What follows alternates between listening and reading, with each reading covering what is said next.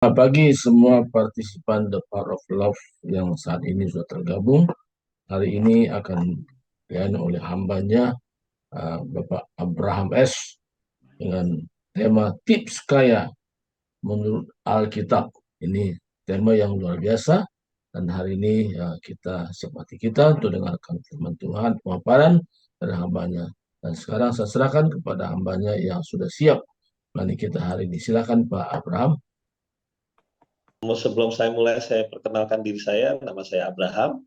Saat ini saya melayani di wadah FGBMFI, Good Gospel Businessman Fellowship International, sebagai salah satu pemimpin di Jawa Barat. Dan bersyukur juga Pak Surbakti bagian daripada pemimpin kami di FGBMFI, dan beliau mengelola satu chapter yang namanya English chapter ya Pak ya. Ya, ya, ya. Tapi memang aktivitasnya banyak di Zoom. Mungkin nanti ke depan kita akan mulai banyak aktivitas fisik juga. Memang rasanya udah mulai aneh ya, apa namanya, dulu waktu pandemi kita hampir tiap hari ada kegiatan Zoom gitu ya. Tapi sekarang orang lebih senang untuk bertemu dengan fisik. Dan saya merasa cukup unik juga kembali diundang. Nah, saya sendiri profesi saya sebagai seorang konsultan keuangan ya. Saya bekerja berpartner dengan istri saya. Kita punya mengurusi apa namanya perencanaan perusahaan di bidang keuangan dan juga khususnya perpajakan ya. Kami sudah mempunyai bisnis ini semenjak tahun 99, dan saya melihat bahwa Alkitab ini adalah sesuatu hal yang luar biasa dahsyat ya.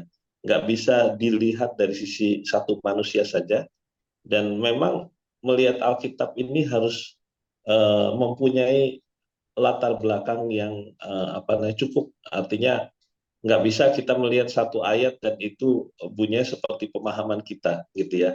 Jadi saya mempelajari beberapa ayat-ayat Alkitab yang ternyata apa namanya cukup memberikan hikmat, memberikan ide bagi kehidupan saya untuk dapat apa namanya eh, memberkati banyak orang ya. Dan ayah saya mungkin Pak Surbakti kenal dengan keluarga kami juga.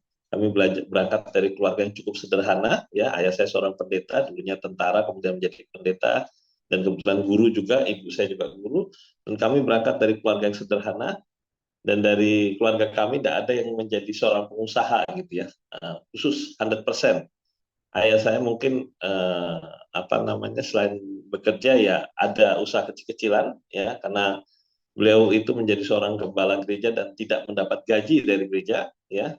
Tapi puji Tuhan anak-anaknya bisa lulus semua, dan itu uh, selain dia pendeta, dia juga dosen yang gajinya nggak seberapa, tetapi dia juga punya usaha ya. Waktu itu usahanya zaman Depok, kota Depok di mana kami tinggal ini mulai berkembang, itu banyak sekali jual beli tanah ya. Kebetulan dia dipercayakan oleh orang-orang di Depok ini untuk apa menjual tanah-tanahnya, karena memang saking dipercaya gitu.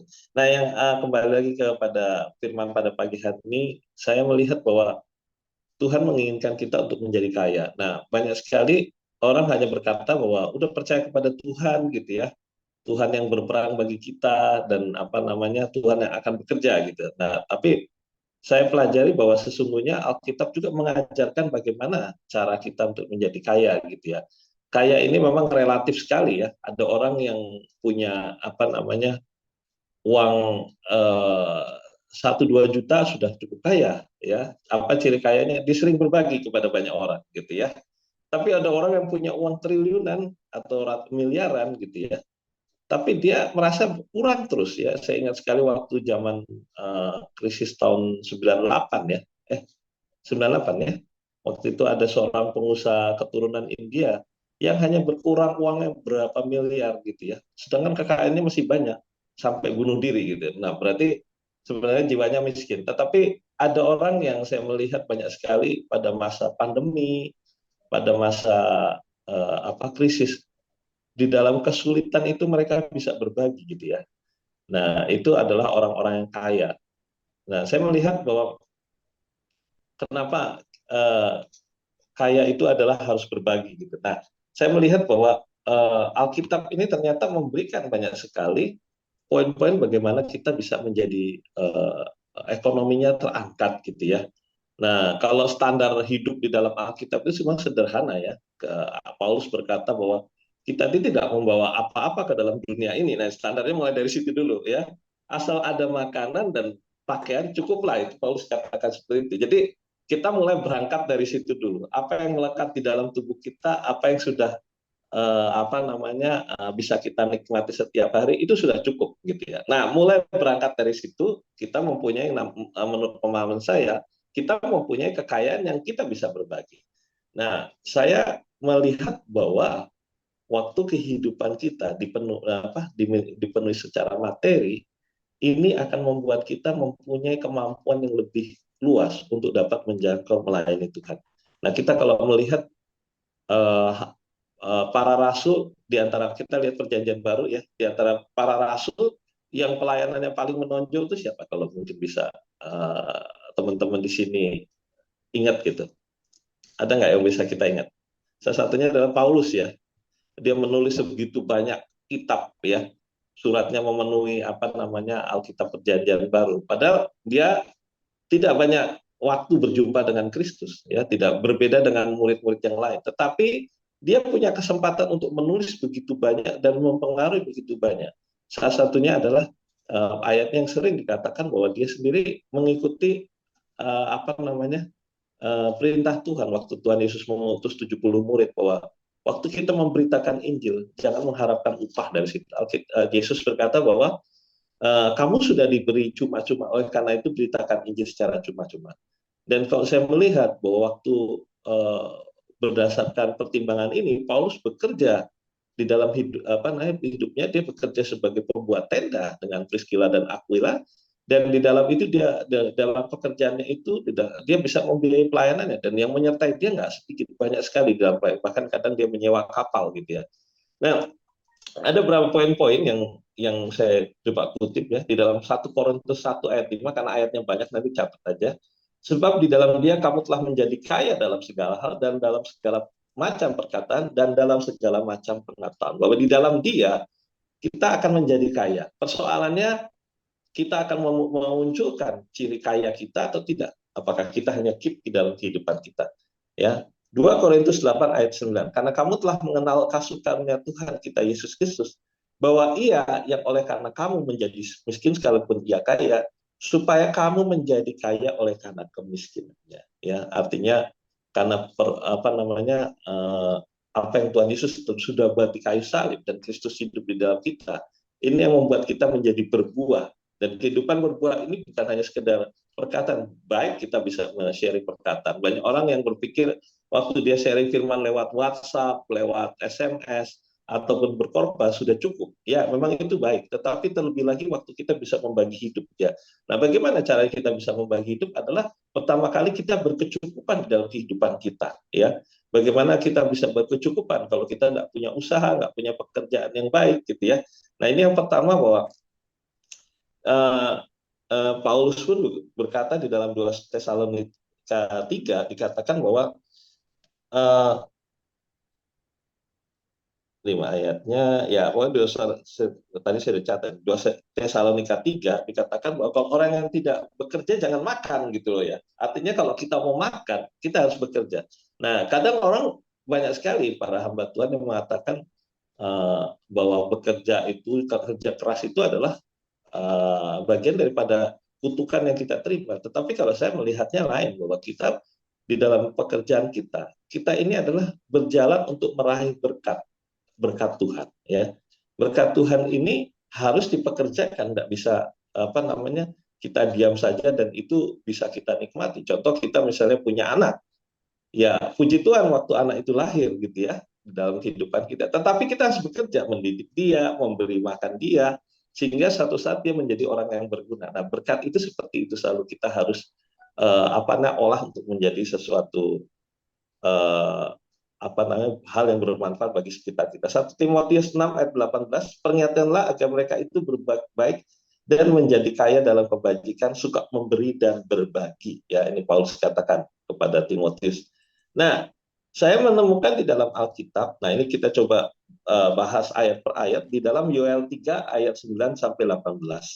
Ya, coba kita baca ayatnya, kita buka kitabnya di dalam Perjanjian Lama. Ini adalah uh, firman yang ditujukan kepada bangsa Yahudi, tetapi kita bisa menggunakannya ini sebagai poin-poin yang bisa kita jadikan dalam kehidupan kita, ya. Ini judulnya dari dalam Yoel 3 ayat 9 sampai 18. Judulnya aja yang diberikan berkat untuk umat Tuhan. Nah, uniknya di sini ayat 9 dikatakan gini. Melaklumkanlah hal ini di antara bangsa-bangsa, bersiaplah untuk peperangan. Gerakanlah para pahlawan dan suruhlah semua prajurit tampil dan maju. Nah, ini ceritanya kok perang gitu. Nah, memang pada zaman Perjanjian Lama itu memang zaman yang barbar gitu ya, bahkan umat Tuhan pun juga melakukan perang dan sebagainya gitu, bunuh membunuh, dan ini memang bukan nilai-nilai Kristiani sebenarnya, tetapi di sini kita melihat apa namanya semangatnya. Dan ternyata waktu saya coba gali dengan apa namanya disiplin ilmu yang saya dapatkan ini untuk melihat kacamata firman Tuhan yang disampaikan di sini, Tuhan sedang berbicara, makanya judulnya adalah berkat untuk umat Tuhan. Ini Tuhan sedang berbicara tips untuk dapat bagaimana kita ini menjadi berhasil dalam hidup kita atau pekerjaan kita. Baik mungkin di antara kita ada yang pensiunan, ada yang pekerja, ada yang menjadi pengusaha, ya seperti saya juga seorang usahawan. Ini adalah tips-tips yang Tuhan berikan untuk dapat kita berhasil dalam apa yang kita lakukan. Jadi yang pertama, maklumkanlah hal ini di antara bangsa, bersiaplah untuk peperangan. Jadi kalau untuk berperang itu semangat, benar nggak ya? Nah, saya melihat banyak sekali waktu saya masih menjadi karyawan, ataupun sewaktu saya berusaha, ada orang-orang yang begitu antusias dengan pekerjaannya, ataupun usahanya, tapi ada orang yang berpikir bahwa ini beban, gitu ya. Nah, saya melihat orang-orang yang di dalam pekerjaannya melihatnya ini beban, itu umumnya karirnya kurang begitu berhasil. Tetapi orang-orang yang setiap hari, ya, bahkan saya sempat dulu ikutan di dalam apa namanya asuransi gitu ya. Saya melihat setiap hari harus dipompa semangatnya gitu. Nah ya meskipun saya berapa tahun ya, 5 tahun waktu itu saya cuma pengen apa namanya mengenal tentang dunia asuransi. Saya sempat terlibat, saya sempat punya apa agensi dengan sebenarnya waktu itu belum diresmikan agensi, tapi saya sudah punya agen sebanyak 30 orang dengan income yang cukup lumayan pada saat itu. Nah saya melihat memang di asuransi itu terus semangatnya dipompa, karena waktu kita semangat kita punya apa namanya punya apa namanya keinginan untuk berhasil terus. Dan ternyata waktu kita punya keinginan untuk berhasil, ini semua kehidupan kita ini mengarah kepada sana gitu. Soalnya Tuhan kasih hikmat ya. Nah, jadi oleh karena itu kita harus memulai ini seperti kita akan memulai berperang, mempunyai semangat di dalam kehidupan kita. Nah, banyak sekali orang waktu membuka hidup kita, banyak sekali, apalagi waktu kita dililit hutang yang begitu banyak ya. Saya pernah mengalami kondisi seperti itu ya, sekitar tahun 2010 sampai 2012 ya. Sebelum itu 2008, kurang lebih 5 tahun ya saya mengalami kondisi terlilit hutang. Itu ya ngerasanya hidup ini berat sekali waktu setiap kali kita bangun ya. Tetapi apa namanya seperti firman Tuhan ini, waktu itu saya berpikir bahwa kalau saya nggak semangat ya gimana caranya nanti akan melunasi hutang saya. Oleh karena itu saya mulai dengan semangat. Nah, ini ayat ini berkata bersiaplah untuk peperangan. Jadi kita harus mempunyai semangat hidup seperti kita akan masuk dalam peperangan. Nah, ayat 10 dikatakan tempalah mata bajakmu menjadi pedang dan pisau-pisau pemangkasmu menjadi tombak. Baiklah orang yang tidak berdaya berkata, aku ini pahlawan ya. Tempalah mata bajakmu menjadi pedang dan pisau-pisau pemangkasmu menjadi tombak. Dan ayat ini berbicara tentang profesi orang Israel pada saat itu adalah kebanyakan adalah para petani. Nah, mata bajak adalah digunakan apa namanya untuk membajak sawah, dan pedang pisau-pisau pemangkas itu untuk memotong-motong dahan, memotong hasil buah.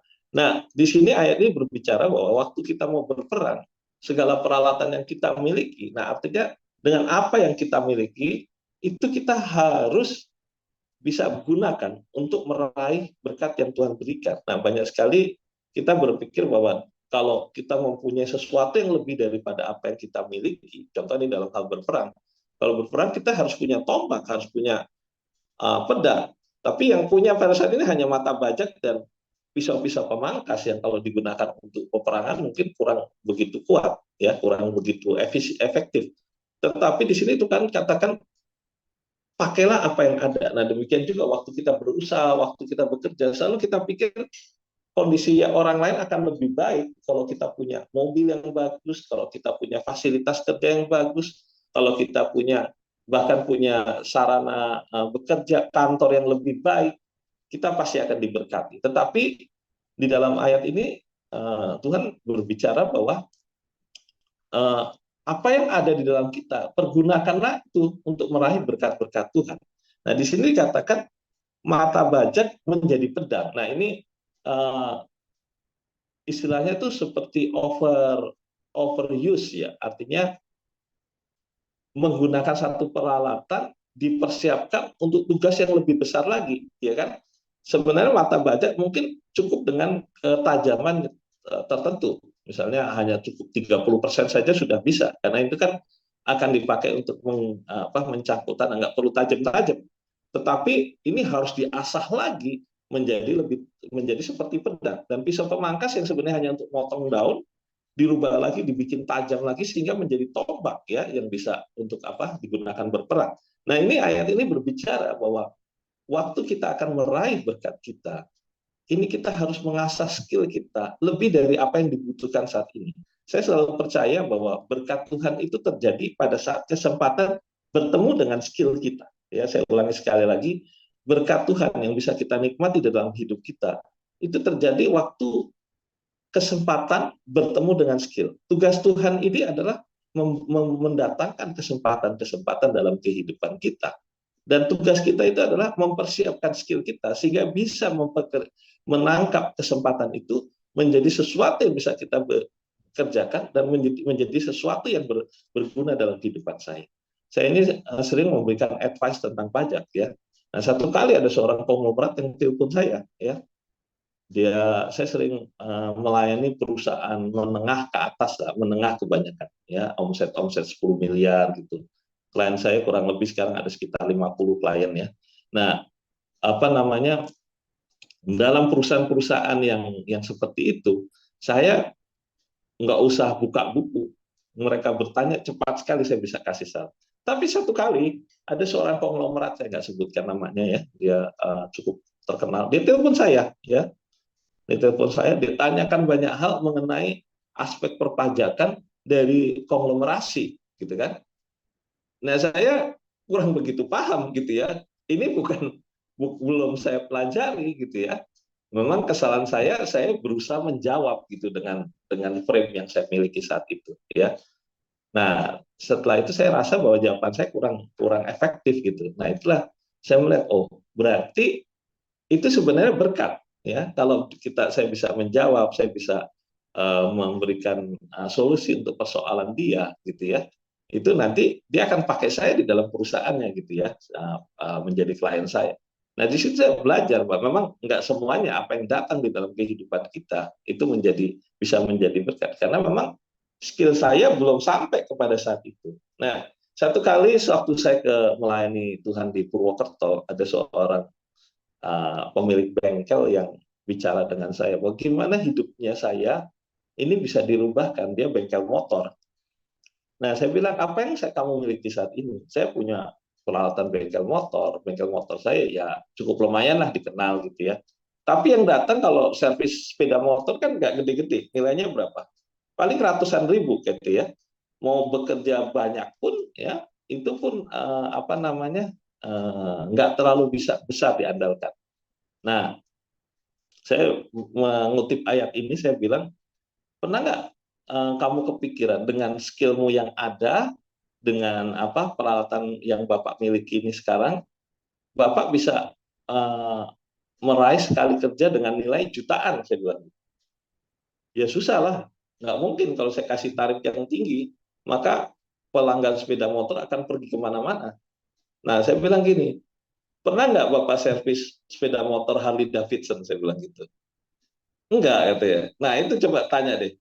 lihat di apa namanya di apa namanya ya, informasi sekarang internet mudah sekali. Berapa sih sekali servis Honda mobil motor besar semacam Harley Davidson? Pasti nilainya besar.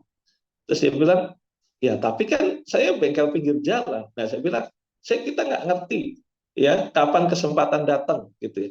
Yang penting kita mempersiapkan diri. Nah saya melihat waktu masa pandemi banyak orang yang apa namanya yang baru lewat ya, banyak orang yang mengasah keterampilan, orang yang melihat bahwa pandemi ini sebagai satu hukuman gitu ya, sehingga akhirnya mereka hanya berdiam, terus kemudian tidak melakukan apa-apa gitu ya, terus kemudian semangatnya patah gitu ya.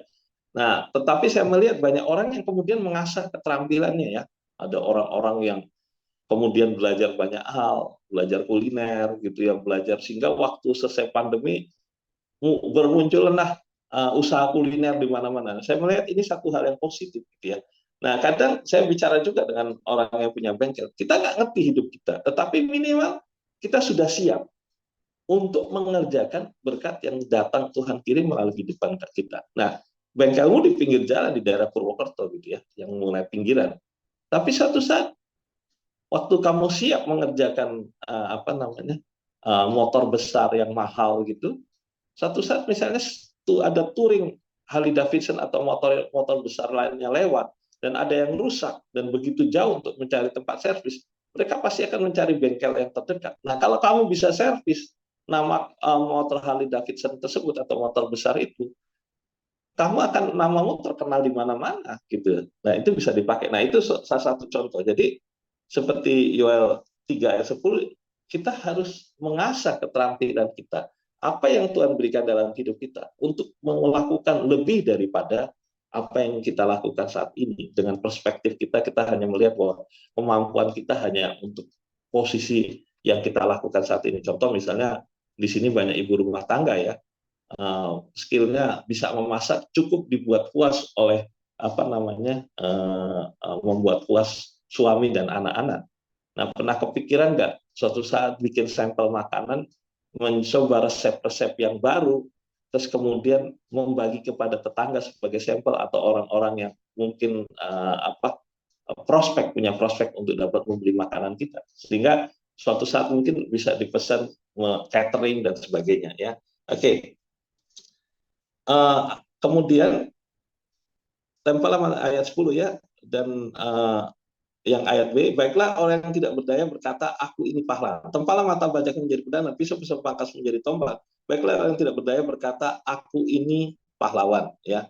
Nah, di sini katakan orang yang tidak berdaya ini adalah pahlawan. Nah, saya melihat, ini kok kenapa orang dipaksa untuk berpikir sebagai pahlawan? Ternyata pahlawan ini bukan hanya sebagai satu titel kebanggaan supaya nanti matinya itu kita bisa dimakamkan di taman makam pahlawan. Tetapi semangat dan berpikiran untuk menjadi pahlawan ini adalah berbicara orang-orang yang berguna bagi banyak orang tanpa pamrih, ya kan?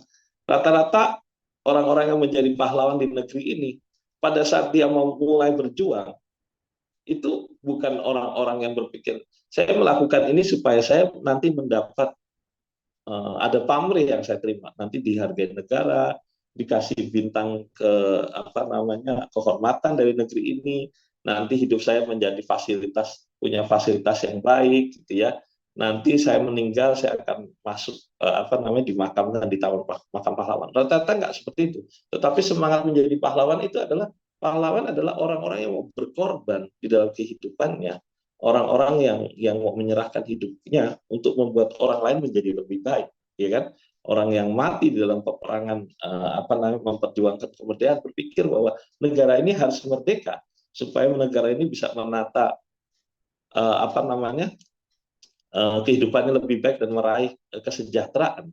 Banyak di antara mereka nggak bisa menikmati sampai tahun 45, ya kan? Banyak mereka yang mati di dalam medan peperangan. Nah, tetapi semangat hidup apa namanya orang yang menjadi pahlawan ini selalu berpikir orang lain ini apa namanya mengalami kondisi yang lebih baik waktu ada dalam kehadiran kita. Nah, banyak sekali orang-orang nggak memperhatikan khususnya para hamba Tuhan tidak memperhatikan kehidupan para pengusaha, khususnya di saat saat mereka mengalami kejatuhan, ya saya lihat sekali banyak sekali waktu memang cukup berat menjadi seorang pengusaha, ya. Waktu senang mungkin banyak yang berdekatan dengan dia gitu karena dia mempunyai uang yang banyak gitu, dan rata-rata seorang pengusaha itu punya jiwa berbagi gitu, ya. Pertama kali dia berbagi dengan karyawannya, kedua dia merasa cukup dengan karya, dia akan berbagi kepada banyak orang. Nah, tetapi waktu mereka memulai usaha, ya, banyak sekali mereka mengalami kondisi yang tidak baik, ya. Kadang mereka hutang sana sini karena kondisi sehingga banyak dimusuhin gitu ya. Wah, ini ketemu dia nanti pasti diutangin gitu ya. Nah, eh, apa namanya, mengalami kondisi yang cukup berat. Nah, itulah kondisi cukup berat itu yang menjadi tempaan dia. Tetapi waktu orang mempunyai berpikir apapun yang terjadi dalam kehidupan saya mau menjadi orang yang berguna bagi orang lain. Itu akan memunculkan semangat untuk dapat melampaui persoalan yang dihadapi dalam hidup saya, di hidupnya. Nah, saya mengalami sendiri waktu masa-masa saya sulit, sekalipun banyak orang mencemoohkan, saya selalu berpikir bahwa kalau saya berhenti berusaha, bagaimana dengan karyawan-karyawan saya? Waktu itu karyawan saya nggak banyak, cuma 3 orang kalau nggak salah, 3 atau 4 orang gitu ya. Sebelum saya terpuruk ya, waktu saya terpuruk, sebelum terpuruk mungkin ada cukup banyak gitu. Tapi waktu saya terpuruk, karyawan saya cuma sedikit. Nah, waktu itu kalau saya berkata, udahlah, saya berhenti menjadi pengusaha, saya jadi karyawan biasa aja lah, nanti saya coba cicil. Ya, bukan artinya menjadi seorang karyawan cukup tidak baik gitu ya, tetapi saya punya kemampuan untuk usaha dan saya coba cari caranya bagaimana untuk dapat melampaui persoalan hidup pada saat itu terjadi. Saya menjadi agent insurance, saya melakukan banyak hal untuk keluar dari kondisi itu, yang sehingga tahun 2012 Tuhan memberikan kesempatan bagi saya untuk melepaskan. Nah, ini ceritanya juga panjang lagi, nanti bisa 1 jam lagi cerita tentang bagaimana saya bisa lepas dari lilitan hutang. Kalau dulu waktu saya terlilit hutang, saya selalu dikejar-kejar bank, ya, tapi yang ngejar debt collector gitu ya.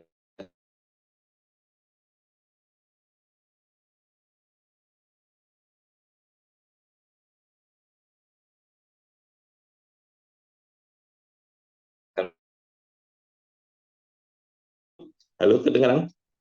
Ya, ya. Tadi agak macet tadi, Pak. Macet tadi ya. Hang. Oke, yang selanjutnya, ya. Nah, ini kayaknya hang ya. Kedengaran nih Pak? Bisa? Udah. Kalau yang tadi Halo, mungkin halo. mungkin Sabtu depan Terputus nanti. Ya, ya Pak? jelas Pak, jelas ya. Udah Ya, ya. jelas. Ya. Ya. Oke, udah ya. Oke. Ya, selanjutnya ini ayatnya cukup panjang. Bergeraklah dan datanglah hai segala bangsa dan segenap penjuru, berkumpullah ke sana. Ayat 11. Walah turun ya Tuhan pahlawan-pahlawanmu. Baiklah bangsa-bangsa bergerak maju dan lembah Yosa. Dan selanjutnya ayat 13 dan selanjutnya, ya.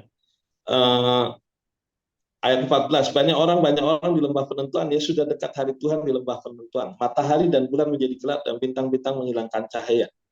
Ayat 16, Tuhan menengaum dari Sion, dari Yerusalem yang memperdengarkan suaranya, langit dan bumi bergoncang. Tetapi Tuhan adalah tempat perlindungan bagi umatnya dan benteng bagi orang Israel. Ya. Ayat 16 ini berbicara bahwa Tuhan ini menjadi tempat perlindungan bagi bangsa Israel. Dan sekarang Tuhan ini adalah Tuhan kita juga yang akan memberikan perlindungan bagi kita. Nah, kalau kita tarik dalam konteks kita di dalam apa yang kita lakukan, ya, di dalam konteks ini kita nggak perlu takut gitu ya, karena Tuhan ini ada bersama-sama dengan kita. Banyak sekali di dalam kita melakukan usaha ataupun pekerjaan, ya, itu kita untuk melakukan hal yang baik kita mengalami banyak tantangan, bahkan di dalam seperti peperangan juga para pahlawan ini mengalami banyak tantangan. Tetapi waktu kita melihat bahwa kita punya seorang pribadi yang menyertai hidup kita, kita tetap akan terus berusaha untuk maju, ya. Nah, salah satu ciri bahwa usaha ataupun pekerjaan kita ini adalah memuliakan nama Tuhan, ya. Ayat 17, maka kamu akan mengetahui bahwa aku ini adalah Tuhan Allahmu yang diam di Sion dan gunungku yang kudus, dan Yerusalem akan menjadi kudus, orang-orang luar tidak akan melintasinya lagi. Ini banyak ayat ini harus dijelaskan lebih panjang lagi, tetapi intinya adalah bahwa usaha kita, pekerjaan kita, ini harus membawa kemuliaan bagi nama Tuhan. Nah, bukan hanya sekedar kita ini berbicara tentang berapa banyak rupiah yang bisa kita hasilkan dalam hidup kita, berapa banyak kekayaan yang bisa kita hasilkan. Tetapi objeknya adalah berapa banyak orang yang bisa diberkati melalui kehidupan kita, ya. Nah, saya ketemu dengan saya ingat kata-kata seorang sahabat saya, teman saya, dia pemilik Range Market, dia selalu katakan gini, ya, dulunya milik Range Market, tapi sekarang sudah dijual ke grup Jarum. Dia katakan, kalau kita bertemu dengan seseorang, jangan selalu berpikir, apalagi kita ini dalam bisnis, ya, jangan selalu berpikir berapa banyak keuntungan yang saya bisa dapat dari orang tersebut. Tetapi terlebih daripada itu, halo, ini kayaknya, Ya, benar. halo, kedengaran cukup jelas ya? Oke. Ya, coba, Kayaknya coba. sinyalnya kadang mati nyala ini, ya. Hmm. Mudah-mudahan nggak terputus ya. Nah, teman saya itu berkata bahwa kita ini harus jangan melihat seberapa banyak keuntungan yang bisa kita dapatkan dari orang tersebut, tetapi seberapa banyak yang kita bisa menjalin hubungan lebih dalam lagi. Ya, saya lihat sekali bahwa kalau kita hanya berpikir dengan orang-orang yang kita temui dalam prinsip transaksional, kalau saya ketemu dengan Pak Surbati, seberapa banyak keuntungan saya bisa dapat dari dia. Begitu nggak ada keuntungan, kita nggak akan berkawan dengan dia, orang tersebut. Tetapi kalau kita menjadi kawan, ini udah nggak berpikir keuntungan lagi, dan ini yang menyebabkan, halo, halo, Ya, terus kedengaran? Pak, terus Pak. Ya, Terus, ya. ya. Kita nggak mau berpikir transaksional, tetapi kita berpikir bagaimana kita saling melengkapi hidup. Dan ini ya, saya melihat di dalam bisnis ini, waktu kita saling melengkapi hidup, apapun tuh klien kita berikan kepada kita itu nggak pernah hitung-hitungan gitu ya.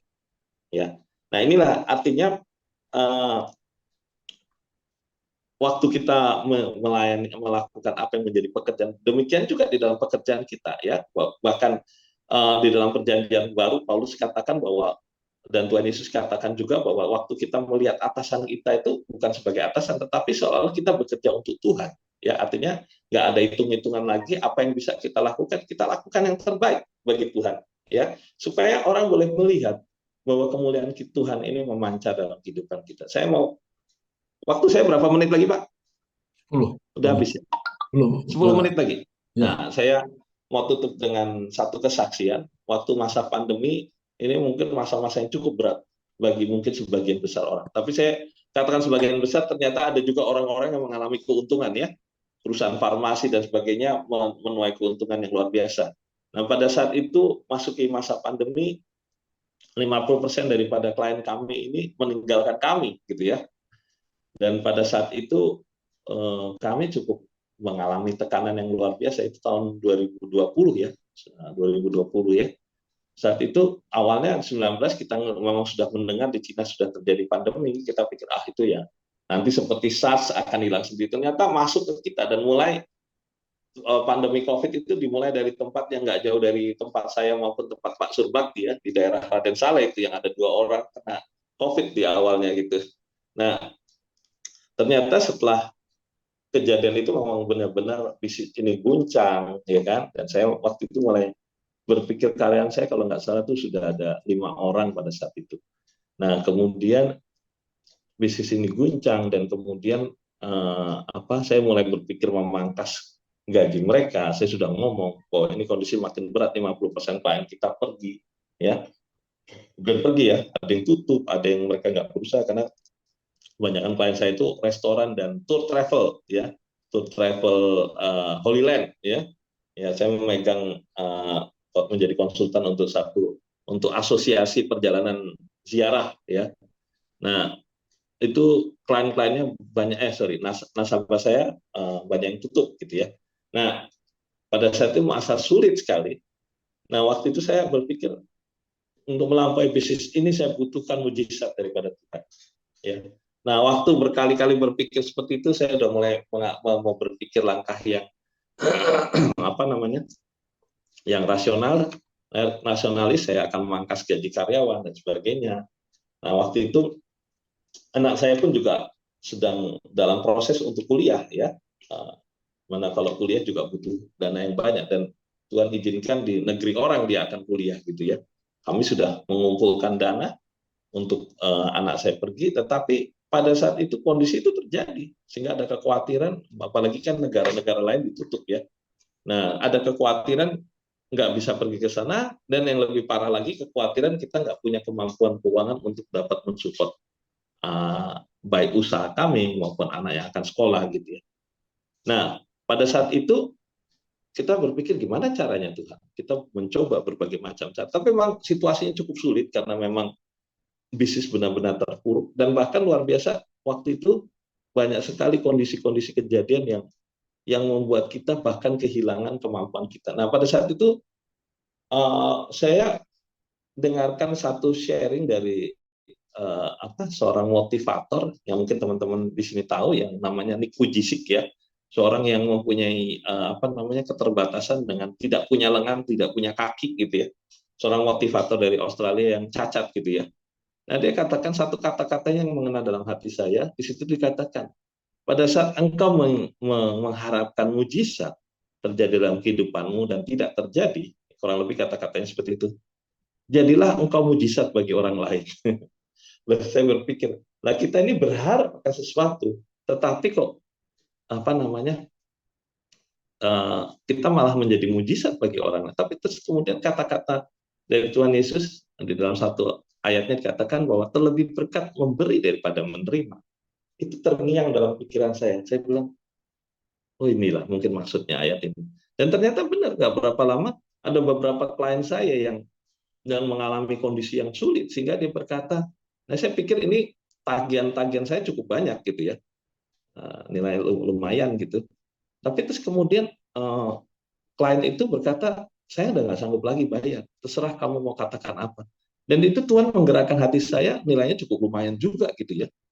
Ya, mungkin hampir ratusan, nggak nyampe sih, puluhan juta aja sih. Nah, di situ Tuhan bicara hati kita, dalam hati saya, udah lepaskan. Saya bilang, ya sudah, kalau kamu tidak sanggup bayar, sudah. Hari ini saya ampuni, saya hapuskan hutangmu. Nah, saya di situ mungkin saya nggak mengalami mujizat. Saya mujizatnya punya keberanian untuk melepaskan hak saya. Tetapi saya melihat ada perubahan dalam mukanya gitu loh. Ya mungkin dia berat banget kan. Ini sama si Abraham kalau ketemu ini pasti akan ditagih utangnya. Tetapi saya lihat ada perubahan di dalam mukanya. Hatinya yang tadi bicaranya keras menjadi lembut. Dan saya melihat dia menemukan mujizat. Mungkin dia berdoa pada saat itu. Jadi saya menjadi mujizat bagi dia. Dan ada satu pekerjaan pajak yang kemudian lu menilainya cukup besar. Ya, ada satu klien kita itu setiap tahun dia harus bayar miliaran. Nah, waktu kami urusin penata kelolaan pajaknya, saat itu dia cukup membayar dari miliaran, dia cukup membayar puluhan juta saja gitu ya. Nah, itu biasanya kami dapat success fee, nilainya ya lumayan gitu ya. Nah, saat itu ini kan usahanya perhotelan, ya kondisinya sedang nyungsep lah di dalam pandemi ya, tidak ada yang datang. Kita bisa menagih, kita bisa ngejar dia, dan itu bisa cukup bekal.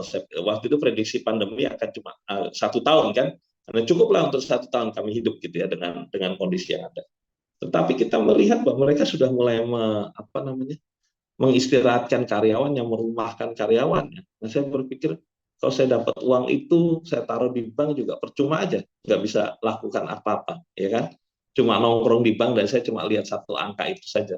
Kalau saya belikan mobil, nggak bisa ngapa-ngapain karena jalan-jalan disekat. Saya jalan-jalan ke luar negeri juga nggak bisa juga. Akhirnya saya berkata, ya sudahlah, kami nggak ambil fee tersebut, kami lepaskan, ya. Dan puji Tuhan sampai tahun lalu waktu kami ke hotel tersebut, ya, hotelnya ada di Bali ya. Kita melihat orang-orang kecil itu tetap masih bisa bekerja, itu satu sukacita kita. Ya, jadi inilah yang kita harus tampilkan di dalam kehidupan kekristenan kita, bahwa dalam berbisnis bekerja bukan sekedar nominal rupiah yang bisa kita hasilkan, tetapi lebih lagi kemuliaan Tuhan itu harus hadir. Nah, waktu kita berusaha dengan sungguh-sungguh, kita tadi seperti tips-tips yang saya berikan tadi ya, yang pertama adalah kita mempunyai semangat untuk berperang, terus kemudian kita mengolah segala sesuatu yang kita miliki untuk melakukan pekerjaan yang lebih daripada kita, dan kita mempunyai semangat untuk berbagi, dan yang berikutnya adalah kita mengupayakan kemuliaan Tuhan hadir dalam kehidupan kita. Maka saya yakin sekali mujizat akan terjadi dalam kehidupan kita. Ya, ayat 18 pada waktu itu akan terjadi bahwa gunung-gunung akan meniriskan anggur baru, bukit-bukit akan mengalirkan susu dari segala Yehuda dan akan mengalirkan air. Mata air akan terbit dari rumah Tuhan dan akan membasahi lembah Sitim. Lembah Sitim ini berbicara tentang orang-orang Israel yang nikah kawin dengan suku berbeda, yang situ dikatakan sebagai orang-orang kafir ya, bangsa Samaria dan sebagainya. Ini berbicara bahwa pada saat Tuhan memberkati kehidupan kita, maka berkat ini akan mengalir bukan hanya kepada orang-orang yang kita kenal dalam keluarga kita, tetapi orang-orang yang tidak mengenal Tuhan. Ya, disitulah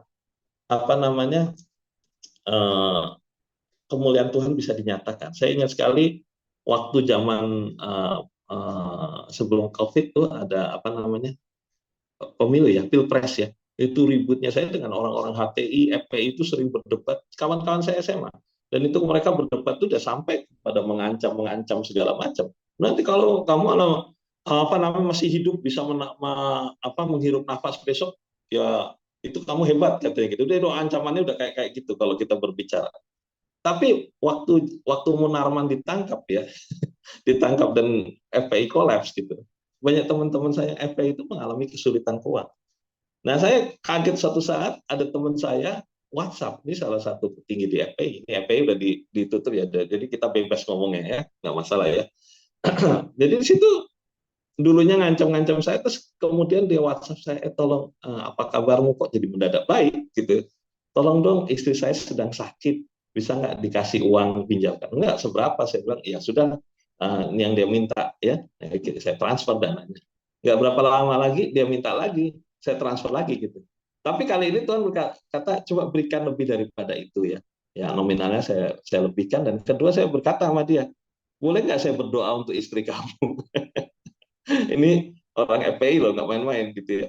Dia puji Tuhan, dia bilang katakan boleh, silahkan, minta tolong dong namanya siapa. Saya mau kunjungi, tempat saat itu masih pandemi ya, Delta, kita nggak boleh kunjungi. Saya boleh berdoa gitu. Saya doakan gitu. Dan luar biasa, dengan kita memberkati orang tersebut yang tadinya membenci kita, orang itu bisa terbuka untuk pekerjaan Tuhan. Ya.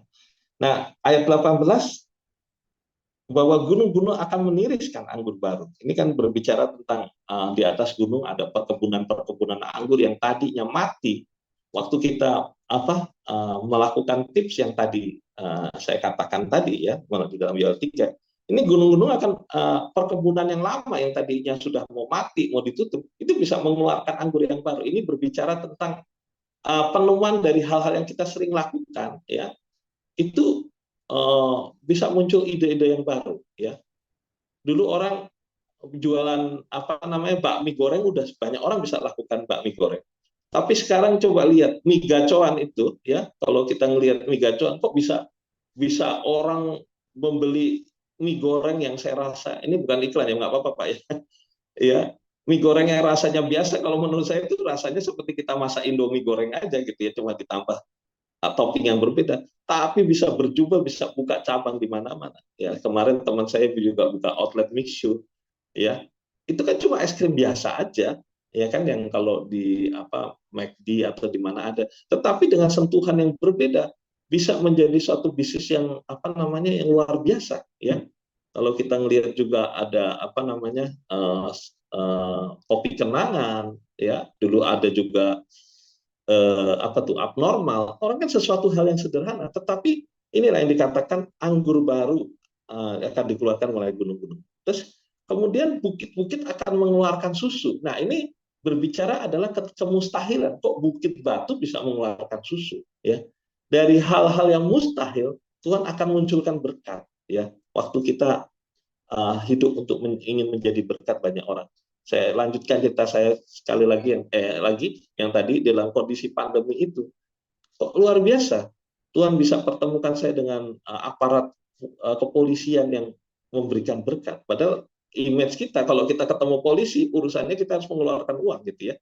Kok ternyata kami ketemu dengan aparat kepolisian yang bukan, ini bisnis yang legal ya. Dia memberikan kepada satu bisnis ya, yang kemudian punya persoalan pajak, kita bereskan, dan kemudian kita mendapat fee yang cukup besar.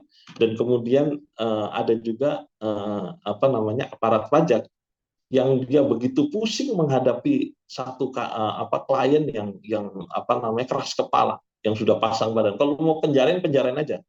Nah, waktu kita ngurusi satu BUMN untuk kasus pajak yang meskipun pada saat itu kita tidak mendapat rezeki dari situ, kita ketemu dengan seorang pemeriksa yang berkata, ini ada satu kasus nih, kayaknya kalau kalian nanganinnya cukup bagus ya. Ini ada, coba kontak orang ini, kayaknya ini mentok nih, udah mau berhadapan dan ini aparat pajaknya cukup baik. Katakan kami nggak mau berperkara di pengadilan gitu ya. Dia juga nggak kemungkinan bisa dipenjara, tapi kami punya itikat yang baik untuk dapat dia menyelesaikan kewajiban. Coba kontak gitu. Jadi puji Tuhan, ya dari orang-orang yang dulu kita pikir ketemu pajak pasti keluar uang, ketemu kepolisian pasti kita keluar uang. Tetapi dari segala sesuatu yang tidak mungkin, Tuhan bisa ciptakan. Karena apa yang sudah kita bangun di dalam bisnis kita, dalam pekerjaan kita, ini akan terpancar. Dan khususnya lagi, kita menjadi orang-orang yang selalu berpikiran bagaimana orang lain bisa diberkati. Nah, ini bisa memunculkan peluang-peluang yang lebih baik lagi dalam kehidupan kita. Ya, saya tutup dengan 1 Petrus 2 ayat 9, tetapi kamulah bangsa yang terpilih, imamat yang rajani, bangsa yang kudus, umat kepunyaan Allah sendiri, supaya kamu beritakan perbuatan yang besar dari Dia yang telah memanggil kamu keluar dari kegelapan kepada terangnya ajaib. Nah, ini yang bisa saya sampaikan pada pagi hari ini, meskipun ini sederhana, tetapi banyak sekali di ayat-ayat Alkitab yang Tuhan berikan dalam kehidupan saya, itu bisa menjadi tips bagaimana kita berhasil di dalam pekerjaan kita, di dalam bisnis kita. Semoga ini boleh memberkati kita semua. Saya akan tutup dalam doa. Dan saya rindu setiap orang yang pada hari ini mengalami pergumulan di dalam keuangan, di dalam usaha, di dalam pekerjaan, boleh menaruh tangan kanan di dada. Saya akan berdoa bagi saudara-saudara sekalian. Bapa di surga, firman-Mu yang begitu sederhana hamba-Mu sampaikan, telah hamba-Mu sampaikan Tuhan. Bila apa yang hamba sampaikan secara sederhana ini boleh menjadi berkat bagi setiap orang yang mendengarkan Tuhan. Mungkin hamba-Mu terbatas di dalam menyampaikan, tapi hamba-Mu rindu Roh Kudus sendiri yang berbicara lebih lanjut lagi, memberikan hikmat, memberikan penjelasan Tuhan, pencerahan bagi kami semua Tuhan, untuk dapat kami mengerti apa yang kami hasilkan untuk kehidupan kami, dan terlebih lagi berikan kemauan kami untuk melakukan Tuhan hal-hal yang baik di dalam kehidupan kami, untuk menghasilkan hal yang positif dalam pekerjaan kami, untuk kami menjadi berkat bagi banyak orang. Terima kasih Tuhan. Kami berdoa juga buat teman-teman yang menaruh tangan kanan di dada dalam segala pergumulan kehidupan mereka. Mari Tuhan jamah, Tuhan berkati supaya mereka boleh melampaui segala sesuatunya dengan baik bersama dengan Engkau, dan mereka boleh meraih kemenangan besar daripada Engkau. Yang mengalami kesulitan keuangan, Tuhan bukakan jalan, tikap-tikap itu curahkan, berkati setiap tangan mereka, apapun yang mereka lakukan Tuhan buat berhasil.